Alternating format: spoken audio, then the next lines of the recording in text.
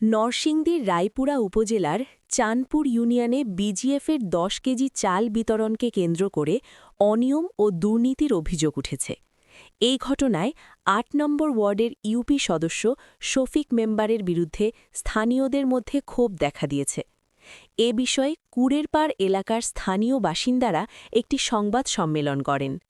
সংবাদ সম্মেলনে বক্তারা অভিযোগ করেন, প্রকৃত অসহায় ও দরিদ্রদের বাদ দিয়ে ইউপি সদস্য নিজের আত্মীয়স্বজন ও পছন্দের ব্যক্তিদের মাঝে চাল বিতরণ করেছেন।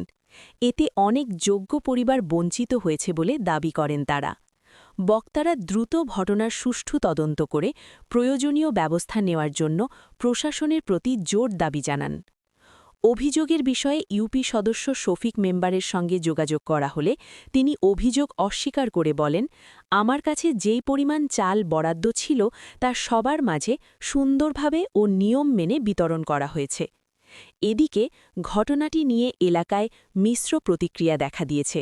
স্থানীয়রা প্রশাসনের হস্তক্ষেপ কামনা করেছেন এবং বিষয়টি তদন্ত করে যথাযথ ব্যবস্থা নেওয়ার দাবি জানিয়েছেন।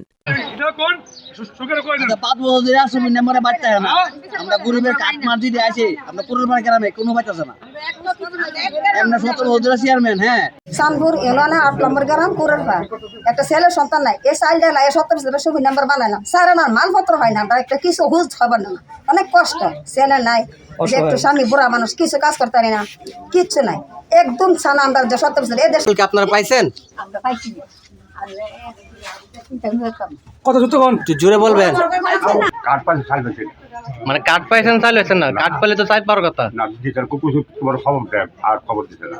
কে কে মেম্বারে মেম্বার নাম কি? সবুজ জি সবুজ একটু জুড়ে বলেন। আমাদের গ্রামে 90টা কার্ডের মতো আসছে, যে গরিবদের 10 কেজি চাউল দেওয়ার জন্য। কিন্তু এই 90টা কার্ড শফিক মেম্বার কী করছে, কাকে দিচ্ছে আমাদের গ্রামে কেউ জানে। এখানে উপস্থিত জনতা আছে, এদেরকে জিজ্ঞাসা করতে পারেন ওরা পাইছে কিনা। আমরা এর সুষ্ঠু তদন্ত চাই এবং এর বিচার চাই। ৮ নম্বর ওয়ার্ড কুরবানির ভিতরে আমার জানা মতে বা আর অন্যদের জানা মতে 10 কেজি চাউল পাইছি কিনা আমার জানা মতে সন্দেহ হয়। এবং ইদারিং 90টা কার্ড আছে, চেয়ারম্যান সাহেব বললো যে মেম্বারের কাছে দিয়ে দিছি।